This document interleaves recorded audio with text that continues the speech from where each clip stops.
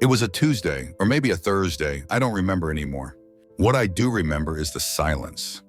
Not the kind that hugs you gently, but the kind that presses against your ribs and tells you you're no longer part of the noise. I sat in the back seat. The leather was cold and the air smelled like new car and old distance. My son didn't speak much.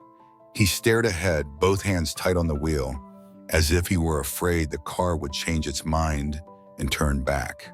My daughter-in-law sat beside him, scrolling on her phone, sighing every few minutes.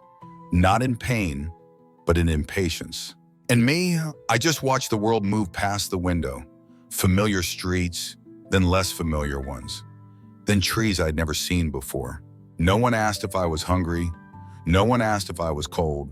No one asked if I was scared. And I didn't ask them to, because I already knew the answer. They didn't bring my chair, the one Eleanor and I sat in every Sunday to watch the birds argue over breadcrumbs. They didn't bring the music box I kept on the mantle, or the letters, or the quilt she made. Just 2 suitcases, one light, one lighter, and a folder with my medical records, like a resume for a place that wasn't hiring hope. The building was white, too white, like someone tried too hard to make it feel clean, but forgot to make it feel kind. A nurse greeted us with a clipboard. She smiled the way people do when they don't know your story and don't want to. "Welcome, Mr. Quinn," she said.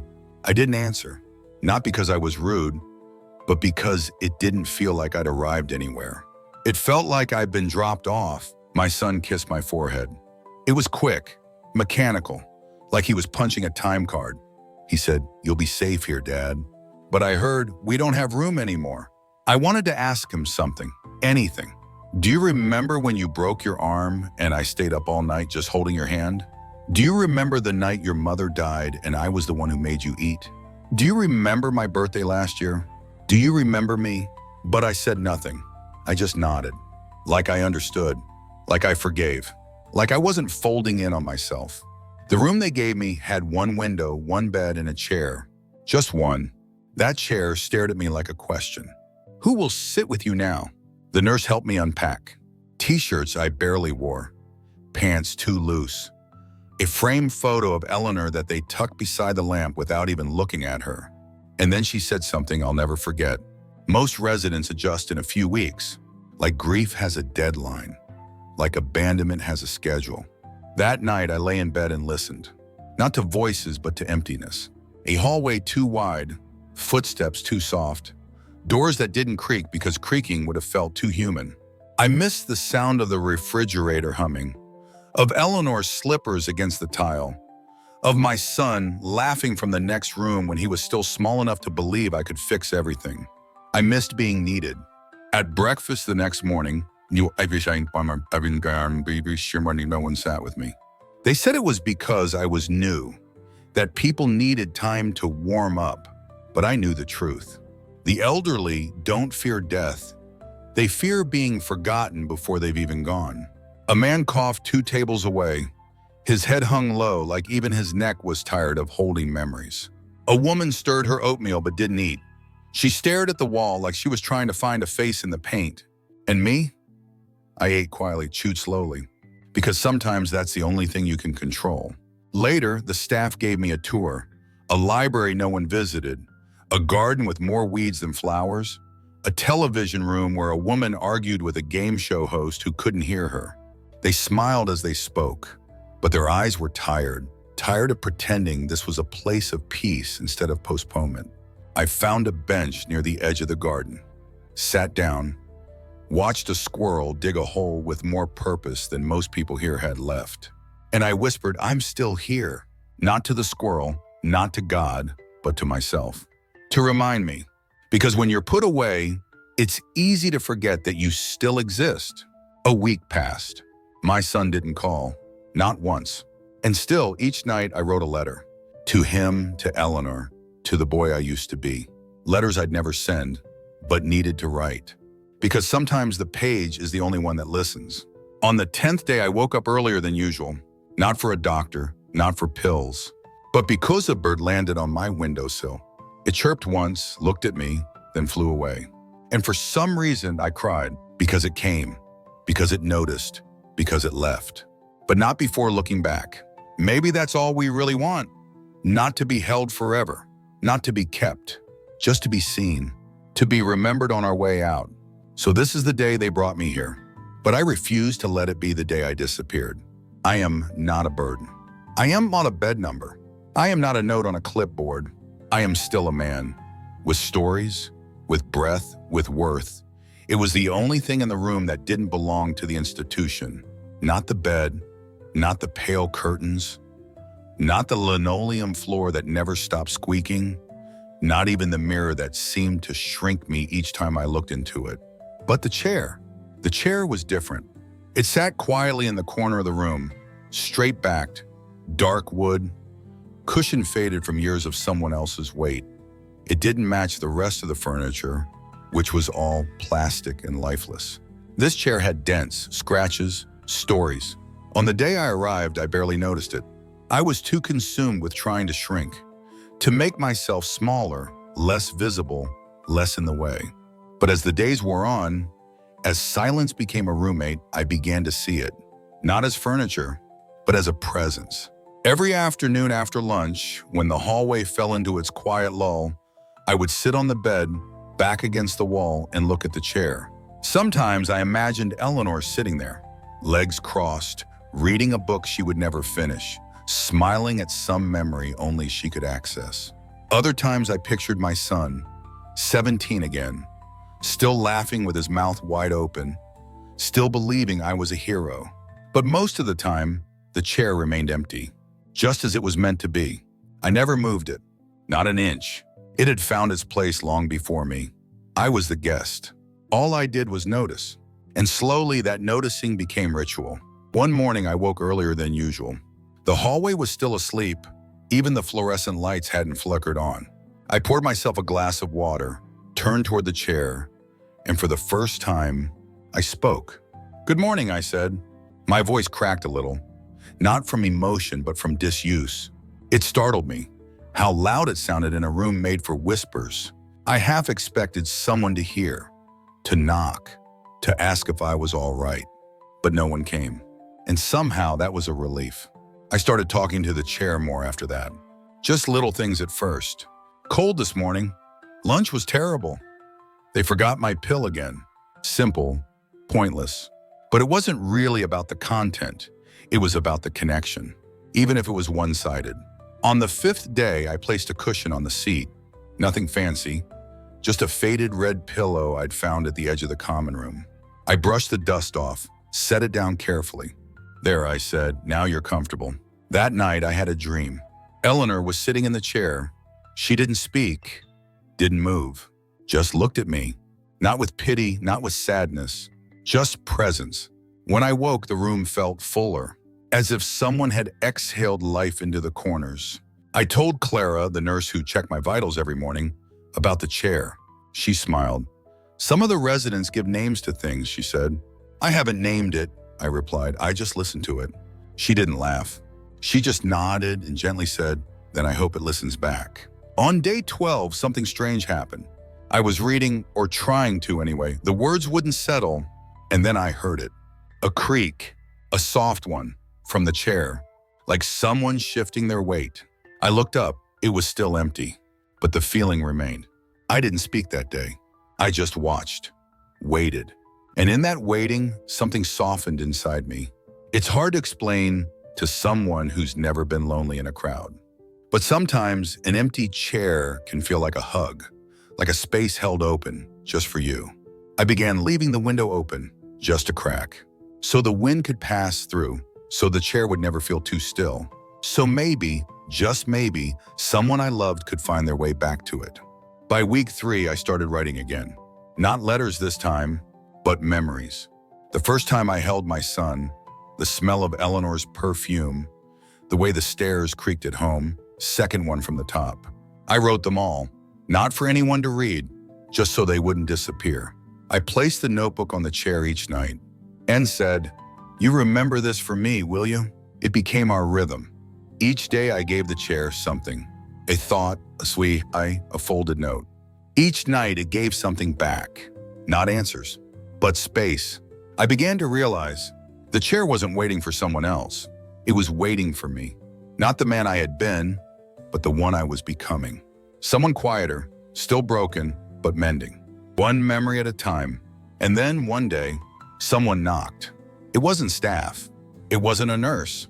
It was another resident. Her name was Doris. She walked with a cane that thumped twice before each word. She peered into my room, looked at the chair, then at me. "Is that seat taken?" she asked. I looked at it, then at her. And for the first time since I arrived, I said, "No, but it's been waiting for you." I first heard her on a Thursday morning. It was raining, a soft, steady drizzle that tapped gently on the windows like a memory trying to be let in. I was sitting in my usual spot, bed made, chair still warm from where I'd rested my notebook the night before. Coffee lukewarm in a styrofoam cup. The hallway was quiet as always. That kind of quiet that doesn't comfort you, but instead reminds you how far you've drifted from the world. And then her voice, faint at first, like someone humming under their breath. I thought it was in my head, an echo of Eleanor maybe. But then I heard it again, clearer, not a hum this time, a song, soft, old, a melody I hadn't heard in decades. "You are my sunshine, my only sunshine." I paused, set my coffee down, listened. The voice drifted in from the room across the hall, room 6B. I'd never seen anyone go in or out of that room. No visitors, no nurses lingering longer than necessary. I only knew it existed because of the small brass numbers on the door. 6B. Now it had a voice. For the rest of the day, I listened. She didn't sing again, not loudly anyway. But I began to notice things I hadn't before. The occasional creak of her bed, the turning of pages, the clink of a spoon against ceramic, tea, I imagine. And sometimes laughter, soft and short, the kind that comes from remembering something funny no one else is around to hear. That night, I wrote in my notebook, "Room 6B isn't empty." I paused, then added, "Maybe I'm not either." Over the next few days, I started hearing her more often. Never full conversations, just bits and pieces, snippets of songs, half-spoken thoughts, one-sided questions, like she was talking to someone only she could see. "Why'd you have to leave me with all these socks, Harold?" She chuckled after that one. Another time she mumbled, "I told them I don't like peas, but they never listen." And once, just before sunset, her voice turned soft and trembling. "I miss the way you said my name." I stopped breathing when I heard that, because I knew exactly what she meant. One morning I decided to speak back. Not loudly, just enough. I cleared my throat, sat on the edge of my bed, faced the open door across the hallway, and said, "Peas are overrated." Silence. Then, laughter. Light, gentle, unexpected. Followed by her voice, amused. A man with taste, imagine that. It was the first time I'd spoken to another resident since arriving. It felt like opening a window that had been stuck shut for years. We didn't talk much that day. Just a few lines tossed back and forth like paper airplanes. But it was enough. Enough to make lunch taste a little less like cardboard. Enough to make the hours pass with something other than regret. That night, I left my notebook on the chair again, but this time I added a second cup of water on the table beside it and whispered, "For the woman in 6B. The next morning, the cup was empty, and tucked beneath it, a small napkin. On it, in shaky but elegant handwriting, "Doris, room 6B, lover of songs, hater of peas." I smiled wider than I had in months. We began a rhythm. She'd speak, I'd reply, sometimes across the hallway, sometimes through scribbled notes left at each other's door. She told me about her late husband, Harold, who once got lost in a hardware store for 3 hours because he was admiring screwdrivers. I told her about Eleanor's terrible cooking and how I never had the heart to tell her the soup always tasted like regret. She laughed so hard that day a nurse came to check on her. Doris never left her room. I asked her why once. She replied, "My legs work fine, but my memories, they wander too far when I move around, so I stay still to keep them close." It made sense. Some people travel to forget, others stay put so they don't. Over time, our hallway became less quiet. Not loud, not busy, but alive. With songs, stories, questions shouted from one side to the other. and sometimes just silence that didn't feel empty anymore. On day 34, I asked her what her favorite memory was. She didn't answer right away. Then softly, Harold and I once danced in the middle of a parking lot. No music, just headlights and laughter. I imagined it, two figures swaying between shopping carts and moonlight.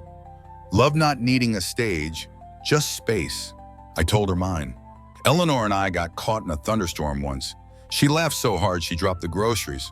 I picked them up, but she made me leave the eggs. The ground deserves breakfast too, she said. Doris said, I think I would have liked her. I nodded.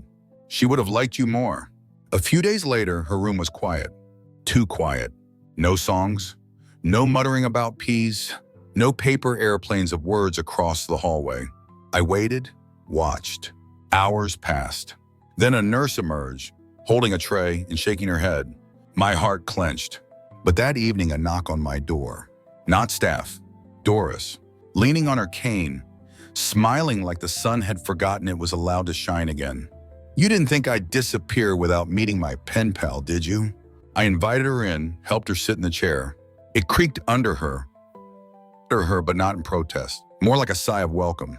We didn't talk much that night, just sat, she in the chair, me beside her, two old souls who had finally stopped writing letters to the void. Before she left, she looked around my room, pointed at the notebook. That chair's been holding a lot, hasn't it? I nodded. So have I said. She kissed my forehead. You're not as invisible as you think, Mr. Quinn. That night, I wrote only one sentence. Her voice didn't just fill the hallway, it filled the parts of me I thought were gone. I kept them in an old leather folder, tucked between a copy of To Kill a Mockingbird and a pair of reading glasses I no longer needed. The folder had once been brown. Now it was the color of dried leaves. It had traveled with me through every chapter of my life. And now it sat at the bottom drawer of a dresser in a room that smelled faintly of antiseptic and fading breath. For weeks after I arrived at the home, I hadn't opened it. I couldn't. But that morning, something felt different. Maybe it was the way the sunlight came through the curtains. Not harsh, not soft, just honest. Maybe it was Doris's visit the night before. Maybe it was the way she sat in my chair like it had been waiting for her all along. Or maybe I was just tired of pretending I had nothing left to say. I pulled the folder out with trembling hands, sat on the edge of the bed, and opened it. Dozens of envelopes, some yellowed with age, some newer. None of them sealed, none of them mailed. The first letter was dated June 12, 1997. Dear Eleanor, I couldn't sleep last night. The ceiling fan keeps wobbling and your side of the bed is too quiet. I made your tea this morning out of habit. Poured 2 cups before realizing only one of us is still drinking. Sometimes I think I hear your voice in the hallway. Sometimes I answer. I know it's silly, but love doesn't die just because people do. Love lingers in teaspoons, in pillowcases, in letters that never reach their destination. I miss you. Yours always, M. I wipe my glasses, not from dust, but from tears I had no intention of explaining to anyone. The second letter was for my son, dated May 4th, 2011. Dear David, you didn't call this week. I tell myself you're busy, that the world is louder for you than it is for me. I'm not angry, not really, just misplaced, like a photograph in the wrong album. I want to ask you something, not as a father, just as a man. When did I stop being home to you? When did you start leaving me in the margins of your life? I don't need apologies. I don't need visits wrapped in guilt. I just want to know if somewhere, anywhere, I still exist in your memory as more than a man who paid for your braces. Still breathing, still waiting. Dad. I read that one twice, then closed my eyes and whispered, I still do, you know. Wait, I mean, the third letter had no name, just a date, December 25th, 1982. I opened it slowly. The paper smelled like old wood and aftershave. I made it through Christmas, barely. Everyone was laughing and I smiled in all the right places. But joy feels heavier when it's only stitched on. I watched my brother hold his daughter, felt something crack inside me. A want I couldn't name, a loss I hadn't earned yet. I walked outside after dinner, looked up at the stars, whispered to the sky, please let me belong somewhere someday. I don't know who I was writing to, but I hope they were listening. This one wasn't for Eleanor or David. It was for me, the version of me I'd buried under responsibilities, under silence, under years. I didn't cry after that letter, not because it didn't hurt, but because I finally understood grief doesn't just come from losing people. Sometimes it comes from losing versions of ourselves we never got to become. Over the next few hours, I read every letter, to old friends, to my father, to the boy who used to live across the street and moved away without saying goodbye. Each letter was a breadcrumb, leading me back to pieces of myself I'd forgotten were still alive. Around noon, there was a knock. Doris, holding 2 cups of tea, she peeked at the folder on my lap. Am I interrupting? I shook my head. You're joining. She sat in the chair again, crossed her legs slowly, looked at the stack of papers like they were sacred. Are those? Unsent, I said. All of them. She nodded. Didn't ask why. Didn't need to. We sat for a while in silence, the kind you only earn after telling the truth to paper for far too long. Finally, she asked, would you ever send any of them? I thought about it, really thought, and then said no, but I'd like someone to read them one day, someone who won't fix them. Just feel them. She smiled. Then you've already sent them. I placed one of the letters in her hands. The one to Eleanor. She read it quietly. When she was done, she pressed it to her chest. I think she heard it, she said. That night, I took out a fresh page, wrote a new letter. Dear me, you are not a burden. You are not forgotten. You are not past tense. You are here, still loving, still hoping, still writing. Please remember, every silence you filled with truth was worth it, and every word you never mailed still mattered. And I folded it, placed it on the chair, under the notebook, beside the second cup, and whispered, good night. It sat above the dresser, rectangular, framed in a faded silver trim that had once tried to look elegant. Now it looked tired, just like everything else in this room. I'd avoided it for weeks. When I brushed my hair, I faced the wall. When I washed my face, I did it with my eyes shut. When I changed clothes, I did it slowly, without ever glancing up. It wasn't shame, really. Not quite. It was something quieter. Something like grief, but not for anyone else. Grief for myself. The man in the mirror wasn't the one I remembered. His hair was thinner. His hands trembled more. His eyes, once full of mischief and fire, had turned into quiet rivers that ran deep with things unsaid. He was still me, but only barely. That morning, something changed. Maybe it was the letter I wrote the night before, the one to myself. Maybe it was the way Doris had looked at me when I read it aloud. She hadn't flinched, hadn't pitied me. She just listened, like I was worth hearing. So I stood in front of the mirror, not quickly, not all at once, but slowly. First the eyes, then the cheeks, then the full face. And I said, hello, stranger. It startled me, hearing my voice directed not at the chair, not at the hallway, but at myself. The man stared back. Didn't smile, didn't frown, just looked, like he'd been waiting for years for me to see him again. I reached for the small comb on the dresser, ran it through my hair, what was left of it, then straightened my shirt, tucked it in, took a step back, and said, I remember you. Suddenly I saw flashes, not of pain, not of hospital visits or slow goodbyes, but of me. Younger, louder, laughing at a barbecue, holding Eleanor's hand, chasing David down a beach he doesn't remember. Moments I had forgotten, but the mirror hadn't. It didn't lie. It didn't flatter.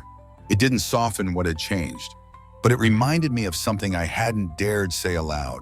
I'm still here. I pulled out a photo album from under the bed, the kind with plastic pages that stuck to your fingers. I hadn't opened it since I arrived. Page by page, face by face, I began naming them again. Eleanor, in her wedding dress, smiling like she knew the secret to the world. David, age 5, missing a front tooth and wearing his shoes on the wrong feet. Me, back when I wore ties and believed in fixing everything. And then a photo I had forgotten existed. Me, standing in front of a mirror, Same frame, different house, different time. Smiling, young, confident, whole. I held the photo up and looked back at the mirror in my room now. The contrast stung, but it didn't hurt. Because both versions were true, both were me, and both deserved to be remembered. That afternoon, Doris knocked, held up a small round hand mirror. "You dropped this," she said. I hadn't, but I understood. We sat together. Two old people, two mirrors, two reflections that carried more than just skin and bone. We talked about our younger selves, the things we did, the things we regret not doing. And she said something that stayed with me. We spend so long trying to become someone, and then the rest of our lives trying to recognize who we became. I laughed, but quietly, because it was true. That evening, I stood in front of the mirror one last time, brushed my teeth, ran a comb through my hair again, fixed the collar of my shirt, and whispered, "I forgive you, not for aging, not for the mistakes, not even for the silence, but for forgetting that I was still worthy of being seen by others, by myself." I turned off the light, left the curtain slightly open. And before I climbed into bed, I looked once more at my reflection in the window. Older, softer, still breathing, still becoming. It was a Wednesday when I first saw her. I was sitting in the corner of the common room, watching the afternoon sunlight spill through the windows. There was a faint smell of lavender in the air, as one of the nurses had just finished cleaning the floors. She was sitting at the far end of the room alone, like I usually was. Her hands were folded in her lap, and she stared at the floor as if she were waiting for it to speak to her. Her eyes were glassy, distant, not the kind of distant you get when you've lived too long, but the kind that says your mind has wandered off and forgotten to come back. At first, I didn't pay much attention to her. I had enough on my mind. The days here blend into one another, one gray morning after another. But then, as I looked over at her again, I noticed something. Her lips were moving, not in speech, not in words, but in small silent motions, like she was whispering to herself. Curiosity got the better of me. I stood up and walked over to her slowly, not to intrude, not to disturb, but to see if I could catch her words, to see if they were as lost as her gaze. When I reached her, she didn't look up. She didn't even blink. It was as though I wasn't really there. But then, just as I was about to speak, she whispered, "Who are you? Where have you gone?" I froze. The question wasn't directed at me, but for some reason I felt like she was talking to me anyway. I sat down beside her. "Excuse me, miss," I said gently. "Are you all right?" She looked at me then. Her eyes seemed to focus for the first time. I think I'm lost." She didn't seem frightened, just confused. As if she had been trying to find her way for so long, she had forgotten why she was looking. I smiled softly.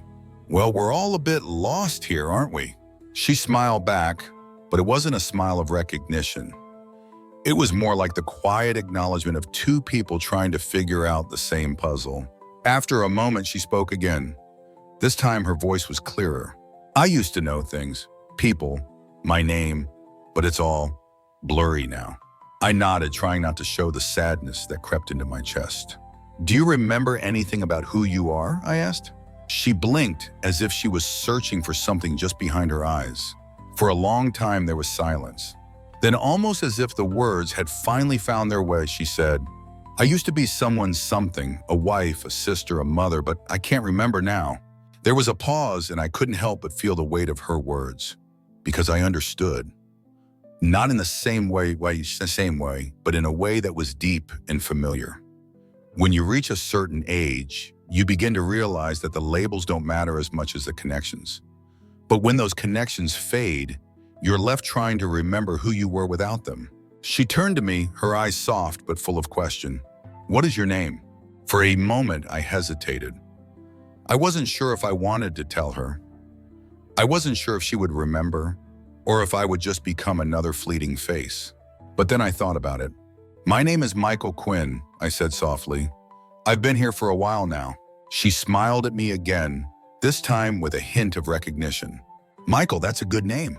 I felt something stir within me, something I hadn't felt in a long time, a connection, a thread that tied me to someone else, even if we were both drifting in different directions. After a few more moments, she looked down at her hands again. "You remind me of someone," she said quietly. "Someone I used to know." I didn't ask her who. I didn't want to know. Because in that moment, it didn't matter.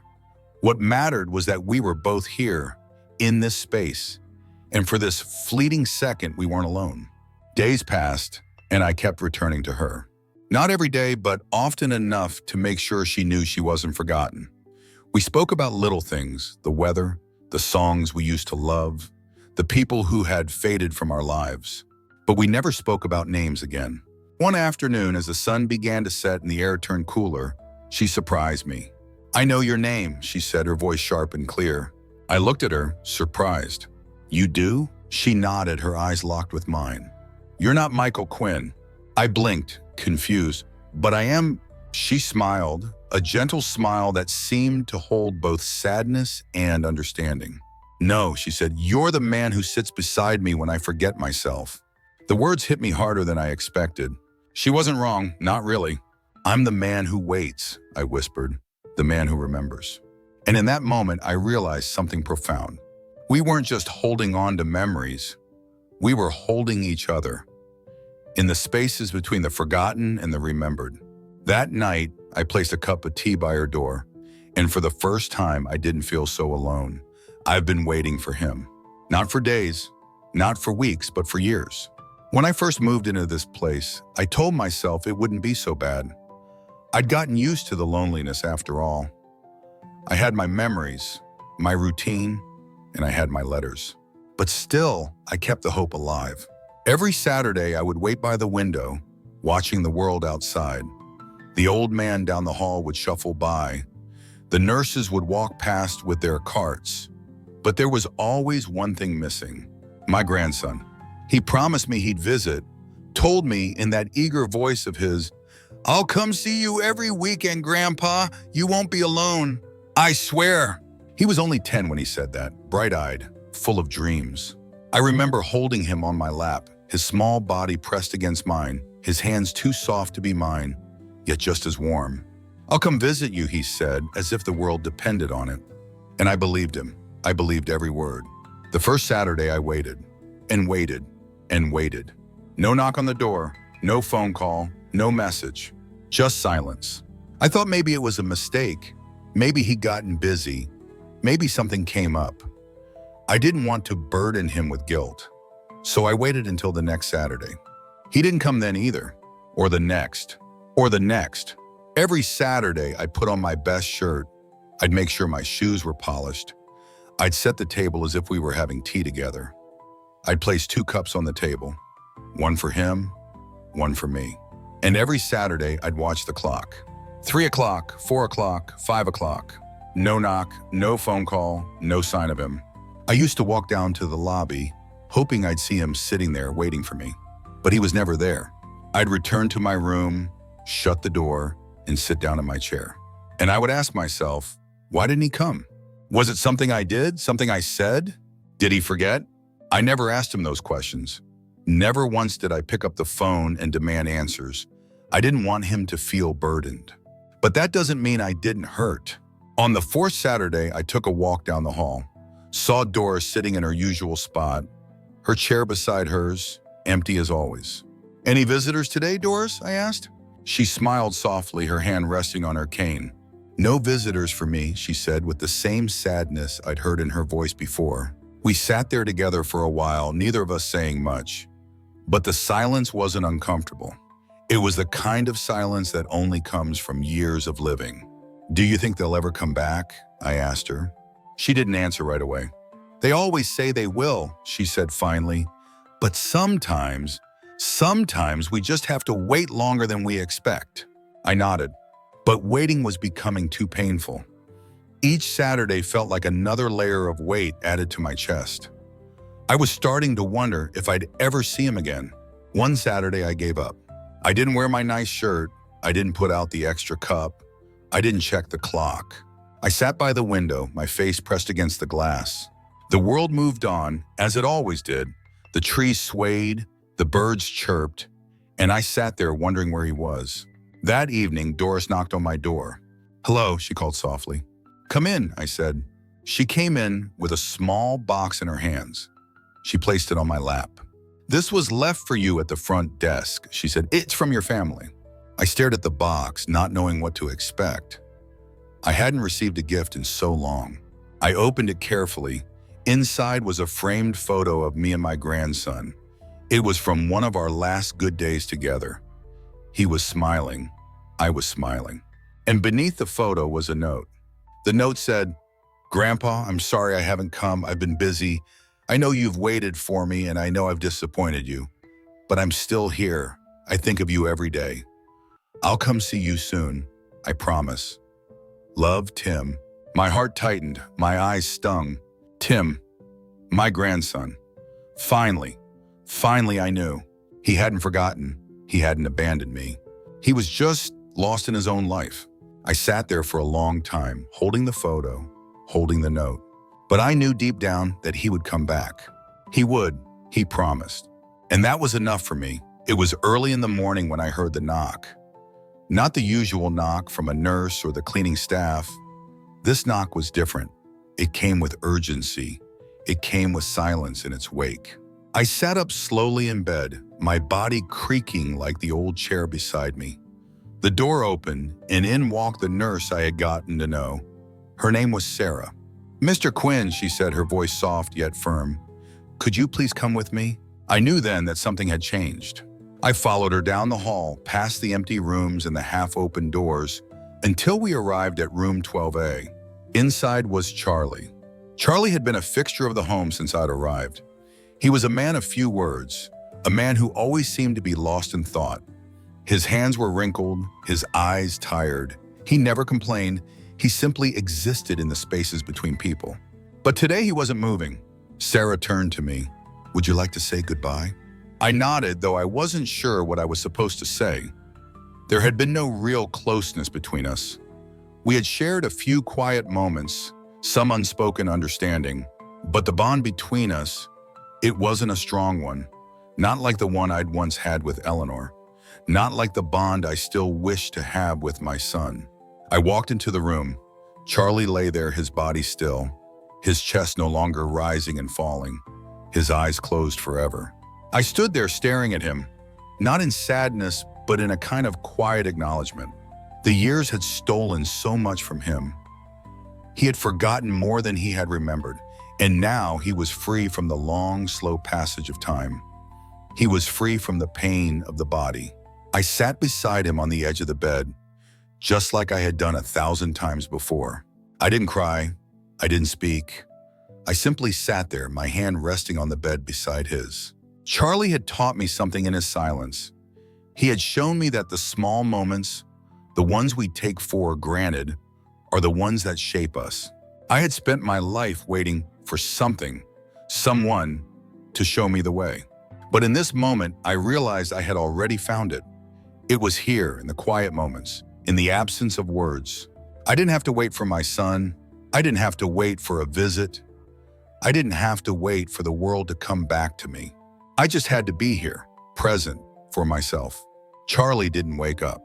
But maybe, just maybe, he had already found what I was searching for. Sarah came in after a while.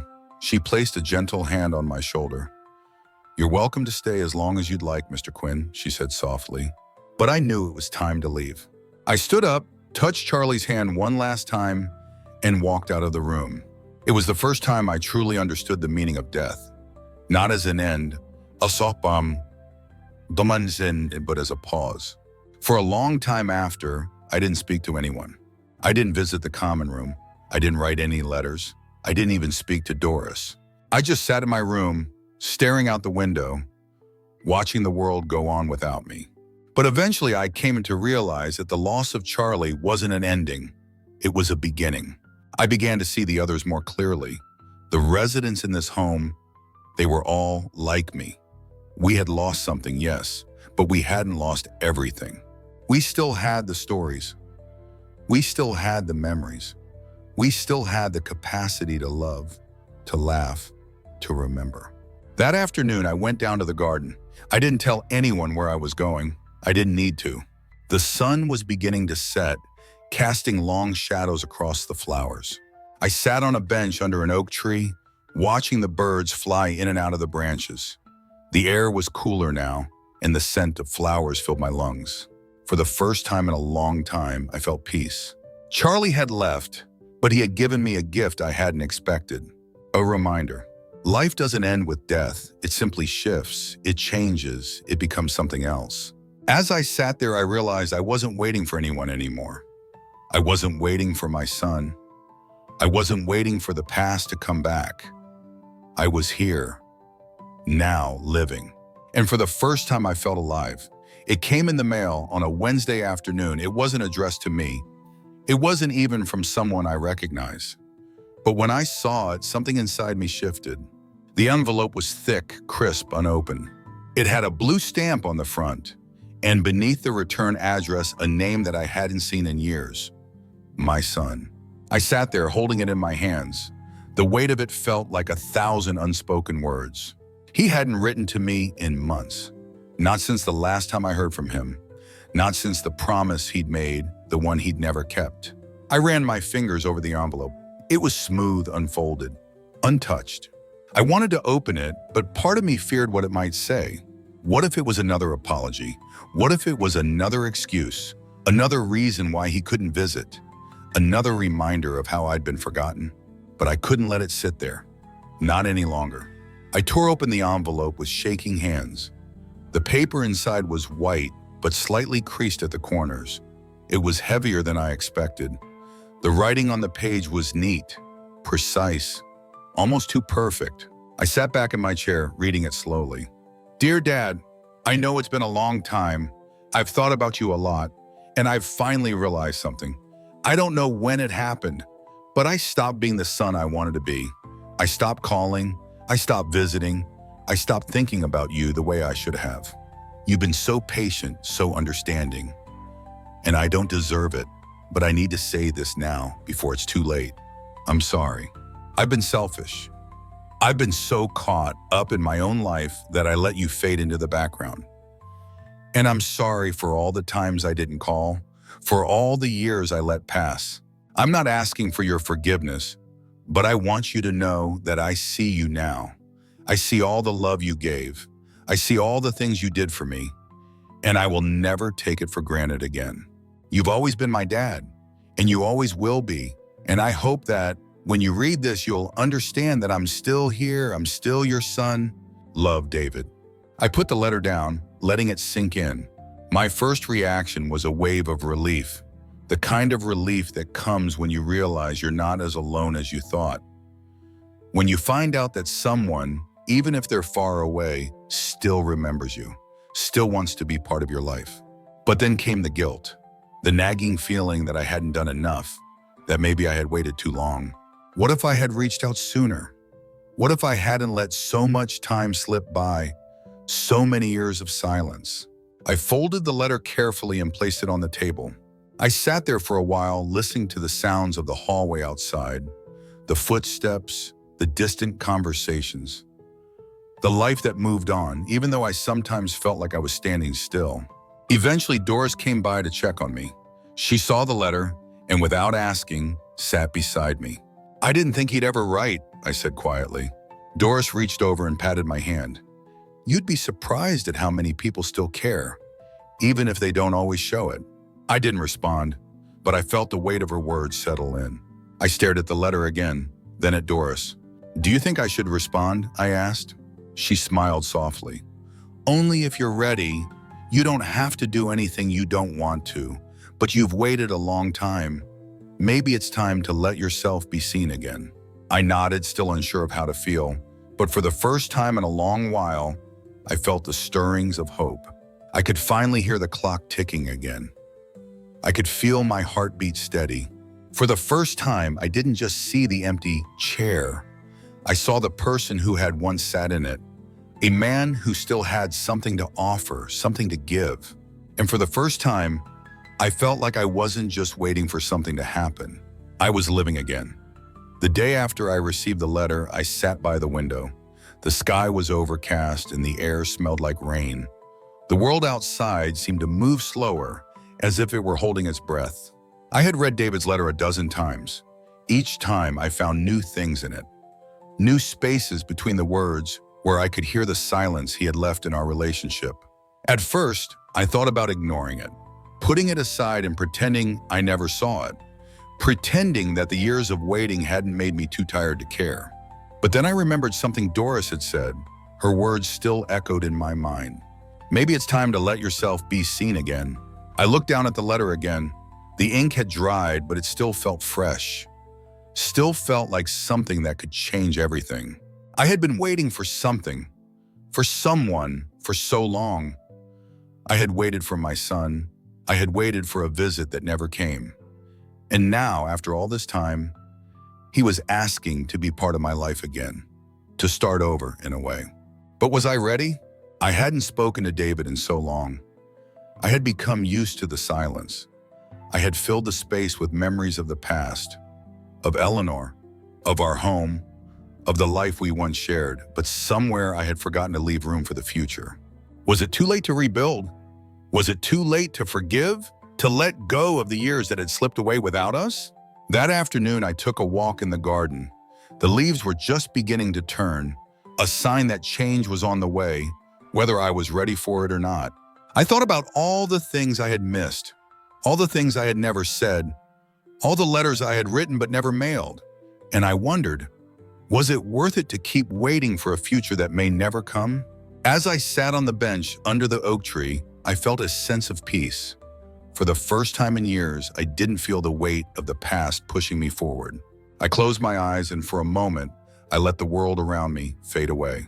When I opened them again, I saw something that made my heart skip a beat. Doris was sitting at the other end of the garden, her cane beside her, her hands folded in her lap. She was watching me with a soft, knowing smile.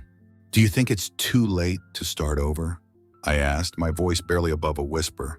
She looked at me, and for the first time in a long while, I felt like someone truly understood. "No, Michael," she said, her voice steady and kind. "It's never too late.